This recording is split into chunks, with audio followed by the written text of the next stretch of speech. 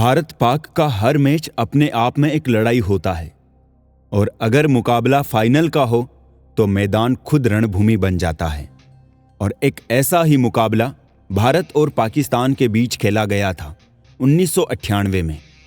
Match की जैसे ही पहली इनिंग खत्म हुई, क्रिकेट जगत ने मान लिया कि मैच का पलड़ा पूरी तरह पाकिस्तान के पक्ष में झुक चुका है। अब चाहे भगवान भी आ जाए तो इंडिया ये मैच नहीं जीत सकता। इसी गलत फहमी और घमंड में डूबकर पाकिस्तानी समर्थक और खिलाड़ी भारतीय दर्शकों व खिलाड़ियों का मजाक उड़ाने तक उतर आए थे। पर कहानी का अंत इतना दर्दनाक था कि पूरा पाकिस्तान खून के आंसू रोया था। आखिर तक जुड़े रहिए, क्योंकि ये मुकाबला भारत पाक इतिहास का सबसे यादगार और रोमांचक मैच माना जाता है। तारीख थी 18 जनवरी 1998 और मंच बना था ढाका का शेरे बांग्ला स्टेडियम, जहां सिल्वर जुबली इंडिपेंडेंस कप का तीसरा फाइनल खेला जाना तय था। शुरुआती दो फाइनल में जीत बराबरी पर थी, इसलिए तीसरा मुकाबला जो जीता वही सिल्वर जुबली इंडिपेंडेंस कप का विजेता बनने वाला था। भारत ने पहले टॉस जीतकर पहले गेंदबाजी करने का फैसला लिया। पाकिस्तान की ओर से ओपनिंग करने मैदान में शाहिद अफरीदी और शाहिद अनवर उतरे। शाहिद अनवर उस दौर का सबसे खतरनाक पाकिस्तानी ओपनर माना जाता था, जो भारत के खिलाफ खूब रन उगलता था, जबकि अफरीदी तब टीम में नया था और अपनी विस्फोटक बल्लेबाजी के लिए पहचान बना रहा था। वही भारत की ओर से नई गेंद संभालने की जिम्मेदारी जवागल श्रीनाथ और हरविंदर सिंह के कंधों पर थी। शुरुआत में पाकिस्तान ने थोड़ा संभल कर बल्लेबाजी की, सिंगल डबल रन से टीम का स्कोर आगे बढ़ाया। भारतीय टीम भी कोशिश कर रही थी कि इस ओपनिंग जोड़ी को जल्द से जल्द तोड़ा जाए। चौथे ओवर में हरविंदर की गेंद पर अफरीदी ने मिड ऑफ की ओर शॉट खेला और भारत को विकेट का सुनहरा मौका मिला, मगर राहुल संघवी कैच पकड़ने में चूक गए। अफरीदी का कैच छोड़ना बहुत खतरनाक हो सकता था, क्योंकि अफरीदी एक ऐसा खिलाड़ी था जो चौके और छक्कों से पूरा मैच बदल देता था। और हुआ भी वही। उसी ओवर में अफरीदी ने लॉन्ग ऑन पर एक जबरदस्त छक्का ठोक दिया और फिर अगले ओवर में शाहिद अनवर ने भी श्रीनाथ को कट लगाकर पॉइंट पर जबरदस्त चौका लगा दिया। अब लग रहा था कि यह जोड़ी भारत के लिए खतरनाक हो सकती है, लेकिन अगले ओवर में हरविंदर सिंह की गेंद पर अफरीदी ने पॉइंट के ऊपर से छक्का मारने की कोशिश की, लेकिन रॉबिन सिंह ने हवा में उछलकर एक जबरदस्त कैच लपक लिया और पाकिस्तान की इस खतरनाक सलामी जोड़ी को तोड़ दिया। अफरीदी के आउट होने के बाद आमिर सोहेल बल्लेबाजी करने आए, लेकिन विकेट गिरने के बाद भी पाकिस्तान ने आक्रामक बल्लेबाजी जारी रखी। अगले ही ओवर में अनवर ने श्रीनाथ को कवर पर जबरदस्त चौका लगा दिया। अनवर अब खतरनाक बल्लेबाजी कर रहा था। 10वें ओवर में आमिर सोहेल ने भी एक शानदार छक्का लगा दिया और उसकी बदौलत पाकिस्तान का स्कोर 10 ओवर में ही 55 के स्कोर पर पहुंच गया था। छक्का मारने के बाद आमिर सोहेल पूरे घमंड में आ चुका था। उसने हरविंदर सिंह की बेइज्जती करते हुए कहा कि फास्ट बॉलिंग करना तुम हिंदुस्तानियों के बस की बात नहीं है। लेकिन हरविंदर ने अपने अगले ही ओवर में सोहेल को विकेट के पीछे मोंगिया के हाथों कैच आउट करवा के उस पाकिस्तानी को उसकी औकात याद दिला दी। पाकिस्तान का स्कोर 2 विकेट के नुकसान पर 66 रन पर पहुंच चुका था। अब बल्लेबाजी करने के लिए इजाज अहमद आया और दोनों ने मिलकर जबरदस्त बल्लेबाजी करनी शुरू कर दी। ये दोनों बल्लेबाज 1-1, 2-2 रन के साथ चौके भी ठोक रहे थे। 16वें ओवर में अनवर ने एक चौका लगा के अपना अर्धशतक भी पूरा कर लिया। अब वो 52 गेंदों पर 53 रन बनाकर बल्लेबाजी कर रहा था। 18वें ओवर में पाकिस्तान के 100 रन भी पूरे हो चुके थे और दोनों बल्लेबाज मिलकर अब भारतीय गेंदबाजों की जबरदस्त धुनाई कर रहे थे। हालांकि भारत को 27वें ओवर में एक और मौका मिला, जब सचिन की गेंद पर अनवर ने कट लगाने की कोशिश की और गेंद हवा में चली गई, लेकिन पॉइंट पर रॉबिन सिंह की जबरदस्त कोशिश के बावजूद कैच छूट गया। अब एजाज और अनवर भारत की गेंदबाजी के साथ खिलवाड़ कर रहे थे। मैदान में चौके और छक्कों की बारिश हो रही थी। साथ ही दोनों बल्लेबाजों के शतक भी पूरे हो चुके थे, इसलिए दोनों खुल के बल्लेबाजी कर रहे थे। साथ ही खराब रोशनी के कारण अब मैच 48 ओवर का कर दिया गया था। 45 ओवर में पाकिस्तान का स्कोर 291 रन पर पहुंच चुका था। आखिरकार 46वें ओवर की अंतिम गेंद पर एक छक्का मारने की कोशिश में अनवर आउट हो गए। अनवर ने शानदार 140 रन की जबरदस्त पारी खेली, लेकिन पाकिस्तान का स्कोर अब 296 रन पर पहुंच चुका था। अगले ओवर में एजाज अहमद भी 117 रन बनाकर श्रीनाथ की गेंद पर आउट हो गए, लेकिन पाकिस्तान अब बहुत मजबूत स्थिति में था। 48 ओवर में पाकिस्तान ने 314 रनों का विशाल स्कोर खड़ा कर दिया था। भारत को जीत के लिए 48 ओवरों में 315 रन बनाने थे और क्रिकेट इतिहास में आज तक ऐसा नहीं हुआ था। यानी भारत के सामने जीत के लिए एक असंभव सा लक्ष्य था, वर्ल्ड रिकॉर्ड तोड़ना, और वो भी पाकिस्तान की खौफनाक गेंदबाजी के खिलाफ। हालात ऐसे थे कि कमेंटर भी मान चुके थे कि ये टूर्नामेंट अब पाकिस्तान की झोली में जा चुका है। स्टैंड्स में बैठे पाकिस्तानी दर्शक घमंड में डूबे हुए जश्न मना रहे, और उसी घमंड में शाहिद अफरीदी ने तक कह दिया कि अब इस मैच को हिंदुस्तानियों के लिए खुद भगवान भी नहीं जिता सकता। लेकिन अहंकार में डूबे पाकिस्तानी ये भूल चुके थे कि इंडियंस को कभी भी अंडर एस्टिमेट करना उनके लिए सबसे बड़ी गलती हो सकती है। भारत की पारी शुरू हुई।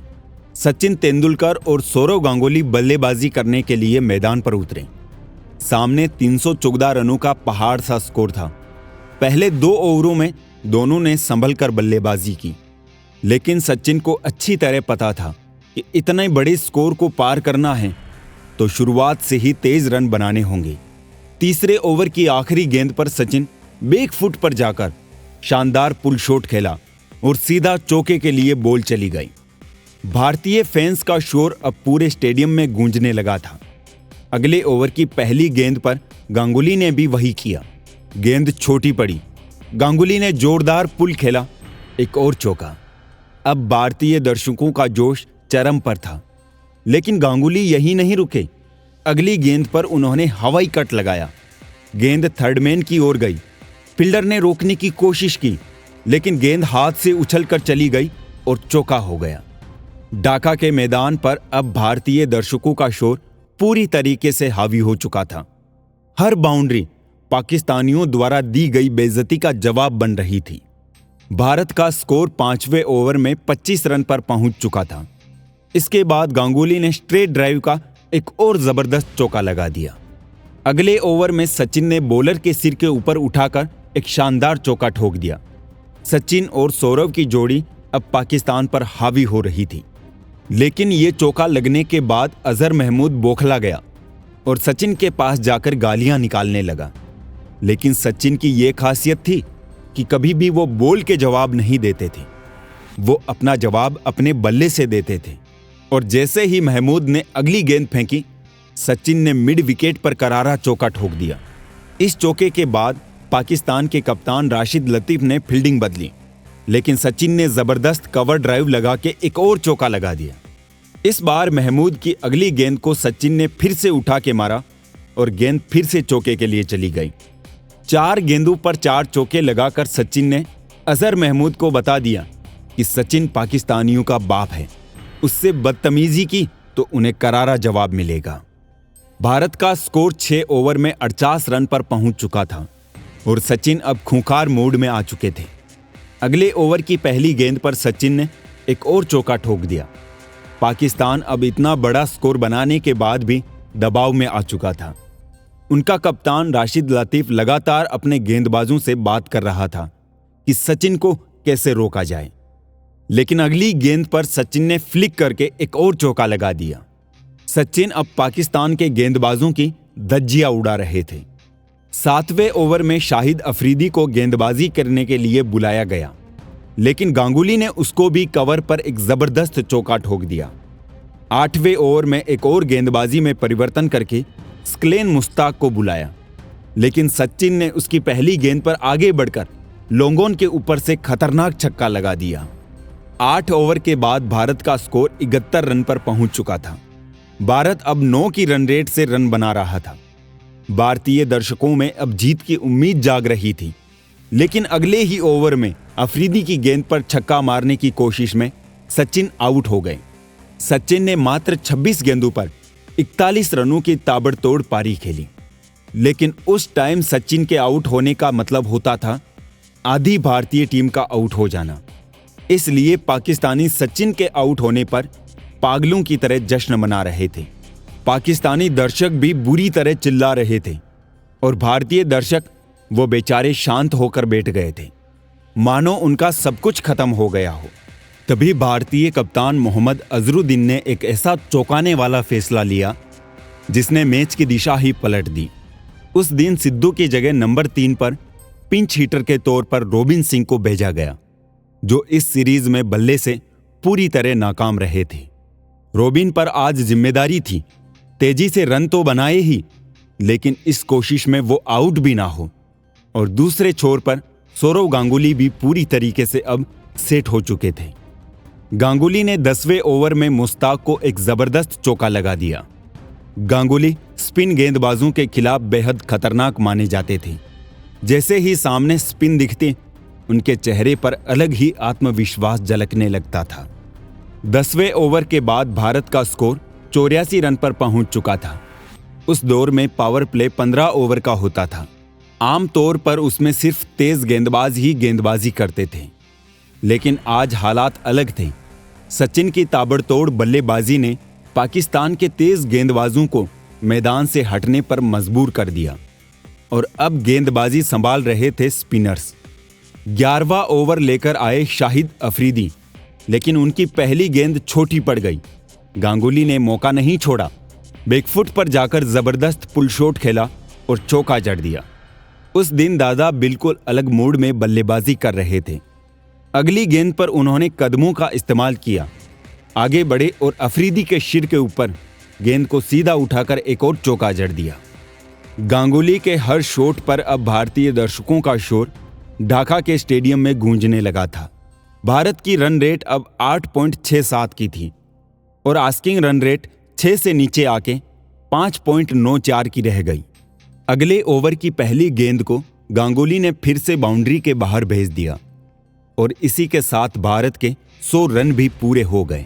लेकिन अगले ओवर में जब अफरीदी आया तो उसने जानबूझकर गांगुली को अपना कंधा मार दिया और बेशर्मी से दादा की तरफ देखकर हंसने लगा। उसे देखकर गांगुली गुस्से से आग बबूला हो गए और आगे बढ़कर उसने लोंगोन के ऊपर से जबरदस्त छक्का लगा दिया। और अब हंसने की बारी दादा की थी और अफरीदी को उसकी औकात भी समझ में आ गई थी। और इसी के साथ गांगुली का 50 भी पूरा हो गया, वो भी सिर्फ 42 गेंदों पर 52 रन बनाकर बल्लेबाजी कर रहे थे। अगले ओवर में रॉबिन सिंह ने भी एक जबरदस्त कवर ड्राइव का चौका लगा दिया और फिर उसके अगली गेंद पर रॉबिन सिंह ने कट लगाकर एक और चौका लगाया। लेकिन इसके बाद पाकिस्तानियों ने दोनों भारतीय बल्लेबाजों को बांध कर रखा। पिछली 29 गेंदों से भारत का कोई चौका नहीं आया था, जिससे अब धीरे धीरे दबाव बढ़ रहा था। ड्रेसिंग रूम में बैठे सचिन भी अब टेंशन में नजर आ रहे थे, लेकिन दादा ने उसी समय एक जबरदस्त कवर ड्राइव खेलते हुए चौका लगा दिया। कहते हैं जब एक लेफ्ट हैंडेड कवर ड्राइव खेलता है तो उससे खूबसूरत कुछ नहीं होता। ये कवर ड्राइव भी कुछ वैसा ही था और इसी चौके के साथ भारत के 150 रन भी पूरे हो चुके थे। 24वें ओवर में रॉबिन सिंह ने भी एक छक्का ठोक दिया। हालांकि ये लोंगोन पर कैच भी हो सकती थी, लेकिन फील्डर ठीक से जज नहीं कर पाए और गेंद उसके हाथों से उछलकर उसके सिर के ऊपर से छक्के के लिए चली गई। 24 ओवर के बाद भारत का स्कोर 179 रन हो चुका था और भारत को जीत के लिए बचे हुए 24 ओवरों में 136 रनों की जरूरत थी। आस्किंग रन रेट 5.6 की रह गई थी, मतलब मैच अब भारत की पकड़ में आ रहा था। 29वें ओवर में इजाज अहमद ने रॉबिन सिंह को एक जीवन दान दे दिया। दादा और रॉबिन सिंह की जोड़ी पाकिस्तान पर चौतरफा हमला कर रही थी। चौके और छक्कों के साथ साथ वे तेजी से सिंगल भी चुरा रहे थे। रॉबिन विकेटों के बीच बिजली की तरह दौड़ते थे गांगुली का पहला रन पूरा होते होते रॉबिन दूसरा रन लेने के लिए आधी पिच पर पार कर चुके होते थे। हालांकि इसी वजह से गांगुली काफी थक भी चुके थे, लेकिन ये कारण भी था कि लगातार रन बन रहे थे। बिना चौके के भी भारत का स्कोर मूव कर रहा था और पाकिस्तान टीम पूरी तरीके से दबाव में आ चुकी थी। और इसी तरह से विकेट ना गिरता देख पाकिस्तानी बेईमानी पर उतर आए। अफरीदी की गेंद पर गांगुली ने कट मारने की कोशिश की। गेंद बल्ले से काफी दूर से विकेटकीपर रशीद लतीफ के हाथों में गई, लेकिन बेईमान पाकिस्तानियों ने ऐसी अपील की जैसे गेंद बल्ले से लगी हो। लेकिन एम्पायर ने गांगुली को नॉट आउट ही दिया और पाकिस्तानियों की बेईमानी भी उनको विकेट नहीं दिलवा पाई। भारत को अब जीत के लिए 96 गेंदों पर 105 रन की जरूरत थी। अगले ही ओवर में रॉबिन सिंह ने एक जबरदस्त चौका लगा के आस्किंग रन रेट को और नीचे ला दिया। इसके बाद गांगुली ने सिंगल लेकर अपना शानदार शतक पूरा किया। पूरा स्टेडियम दादा के लिए तालियां बजा रहा था, लेकिन उन्होंने उसका कोई खास सेलिब्रेशन नहीं किया, क्योंकि उन्हें भी पता था काम अभी बाकी है। क्योंकि इंडिया को जीत के लिए 81 गेंदों पर अभी भी 91 रनों की जरूरत थी। भारत को डकवर्थ लुईस नियम का भी ध्यान रखना था, क्योंकि लाइट्स लगातार कम हो रही थी, अंधेरा हो रहा था। इसलिए यह भी डर था कि कहीं मैच बीच में ना रुक जाए। इसलिए रॉबिन सिंह ने अब रिस्क लेना शुरू कर दिया और शाहिद अफरीदी को लॉन्ग ऑन के ऊपर से जबरदस्त छक्का लगा दिया। छक्का लगते ही अफरीदी रॉबिन सिंह के पास जाकर बदतमीजी करने लगा और गालियां निकालने लगा, लेकिन अगली गेंद पर रॉबिन सिंह ने एक और चौका ठोक दिया। 35वें ओवर में भारत का स्कोर 239 रन पर पहुंच चुका था। अब भारत को जीत के लिए 78 गेंदों पर 76 रन चाहिए थे। आस्किंग रन रेट अब फिर से 6 रन के नीचे आ चुकी थी। मैच पूरी तरीके से भारत के पक्ष में आ चुका था, लेकिन कहते हैं ना, भारत और पाकिस्तान के बीच कोई भी मैच एक तरफा कभी नहीं होता। 39वें ओवर में बड़ा शॉट मारने की कोशिश में रॉबिन सिंह कैच आउट हो गए। रॉबिन ने 83 गेंदों पर 82 रन की जबरदस्त पारी खेली। भारत को जीत के लिए अब 59 गेंदों पर 65 रनों की जरूरत थी। रॉबिन के आउट होने के बाद अजहरुद्दीन बल्लेबाजी करने आए, लेकिन वो लगातार डॉट बॉल खेल रहे थे। भारत के पक्ष में जो पूरा मोमेंट था वो टूट चुका था। एक बार तो अजहरुद्दीन रन आउट होते होते बाल बाल बचे और इसी वजह से गांगुली को एक्स्ट्रा रिस्क लेना पड़ रहा था। इस कोशिश में वो भी बाल बाल बचे जब गेंद बल्ले का बाहरी किनारा लेकर थर्ड मैन पर चौके के लिए चली गई। इसके बाद दादा ने आगे बढ़कर एक और चौका लगा दिया। अब भारत को जीत के लिए 41 गेंदों पर 47 रन की जरूरत थी। अजहर की स्लो बैटिंग से भारत पर दबाव बढ़ रहा था और इसी दबाव में अजहर स्कलेन मुश्ताक की गेंद पर आउट हो गए। इतने बड़े लक्ष्य का पीछा करते हुए अजहर ने 11 गेंद पर सिर्फ 4 रन बनाए। इसके बाद अजय जडेजा बल्लेबाजी करने आए और आते ही जडेजा ने भी डॉट्स बॉल खेल दी, जिससे गांगुली पर तेजी से रन बनाने का दबाव बढ़ चुका था और इसी दबाव को हटाने के लिए वो बड़ा शॉट खेलने गए और बोल्ड हो गए। गांगुली ने 124 रन की जबरदस्त पारी खेली। एक समय जो मैच भारत की मुट्ठी में था वो पाकिस्तान की तरफ जा रहा था। अब पाकिस्तान के दर्शक स्टेडियम में जश्न मना रहे थे और भारत के दर्शक मायूस होने लगे थे। हालांकि सिद्धू ने आते ही एक चौका लगाकर दबाव थोड़ा कम जरूर किया। 31 गेंदों पर अब 37 रनों की जरूरत थी, लेकिन अगले ही ओवर में सिद्धू भी सिर्फ 5 रन बनाकर एलबीडब्ल्यू आउट हो गए। भारत के 5 विकेट गिर चुके थे और पूरे ढाका स्टेडियम में पाकिस्तान के नारे गूंज रहे थे। उनका झंडा फहरा रहा था, यहां तक कि उनके कई दर्शक अब बदतमीजी पर उतर आए थे। इसके बाद अजय जडेजा और ऋषिकेश कानितकर ने समझदारी से खेलते हुए पारी को संभाला और रन गति को धीरे धीरे आगे बढ़ाया। जीत के लिए भारत को 15 गेंदों पर 19 रन की जरूरत थी।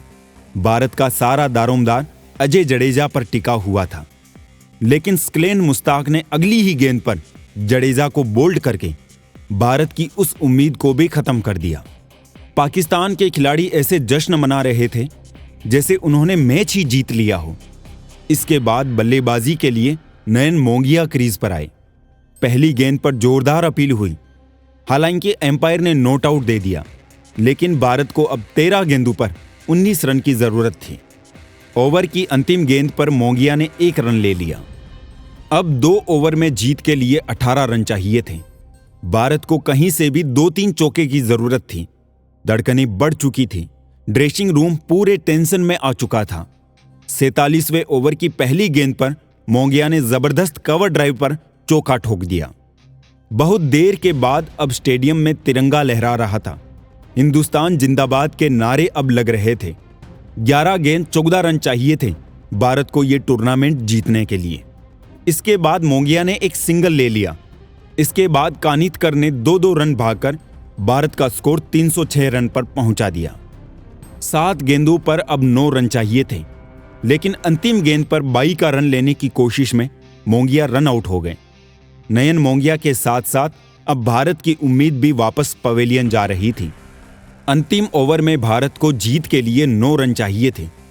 कानितकर स्ट्राइक पर और Javagal Srinath non strike end पर थे और गेंद थी पाकिस्तान के लेजेंडरी स्पिनर स्क्लेन मुश्ताक के हाथ में।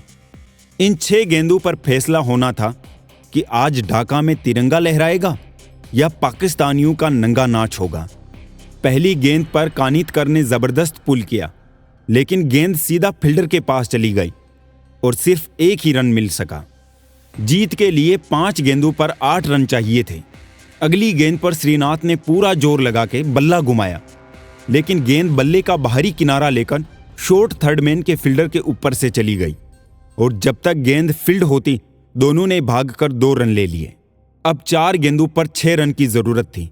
अगली गेंद पर श्रीनाथ ने फिर से बहुत तेज बल्ला घुमाया। गेंद बहुत ऊंची हवा में चली गई।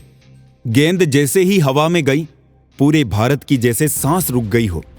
3 पाकिस्तानी गेंद को कैच करने के लिए उसके नीचे आ रहे थे, लेकिन गेंद तीनों फील्डरों के बीच में ही गिर गई। श्रीनाथ भागकर फिर से 2 रन ले गए। पाकिस्तान के तीनों फील्डर एक दूसरे को देखते रह गए कि कौन कैच करेगा और गेंद उनके बीच में ही गिर गई। पाकिस्तानियों की इस बेवकूफ़ी पर कमेंटर भी हंस रहे थे। जीत के लिए 3 गेंदों पर अब 4 रन की जरूरत थी। अगली गेंद पर श्रीनाथ ने कट खेलकर तेजी से भागते हुए फील्डर के हाथ में से 1 रन ले लिया। स्ट्राइक पर अब कानितकर आ गए थे और जीत के लिए 2 गेंदों पर 3 रन की जरूरत थी। अब कुछ भी हो सकता था। भारत जीत सकता था या पाकिस्तान भी जीत सकता था। यहां तक कि मैच टाई भी हो सकता था। समय जैसे थम सा गया था। पूरा स्टेडियम सांसें थामकर इन 2 गेंदों को देखने के लिए तैयार था। कमेंट्री में कहा जा रहा था कि अगर आपका दिल कमजोर है तो ये मैच मत देखिए। और जैसे ही स्क्लेन ने अगली गेंद फेंकी, कानितकर ने स्वीप लगाते हुए मिड विकेट पर एक जबरदस्त चौका ठोक दिया और भारत को ऐतिहासिक जीत दिला दी। एक ऐसी जीत जिसने भारत के क्रिकेट इतिहास में हमेशा हमेशा याद रखा जाएगा। चौका लगते ही सभी भारतीय खिलाड़ी भागते हुए मैदान में आकर जश्न मनाने लगे। पूरे स्टेडियम में हिंदुस्तान जिंदाबाद के नारे गूंज रहे थे और तिरंगा लहरा रहा था और कानितकर का वो चौका हमेशा हमेशा के लिए भारतीय क्रिकेट में अमर हो गया था। साथ ही बदतमीज पाकिस्तानियों को जवाब मिल चुका था कि तुम्हारे लिए हमारे भगवान की जरूरत नहीं है, हम ही काफी है तुमको निपटाने के लिए। सौरव गांगुली को उनके शानदार शतक के लिए मैन ऑफ द मैच दिया गया। तो दोस्तों, आपके हिसाब से इस ऐतिहासिक जीत का असली हीरो कौन था? कमेंट में जरूर बताइए। और अगर आप सच्चे क्रिकेट फैन हैं तो इस वीडियो को लाइक करें और चैनल को सब्सक्राइब जरूर करें, क्योंकि अगला वीडियो इससे भी ज्यादा धमाकेदार होने वाला है।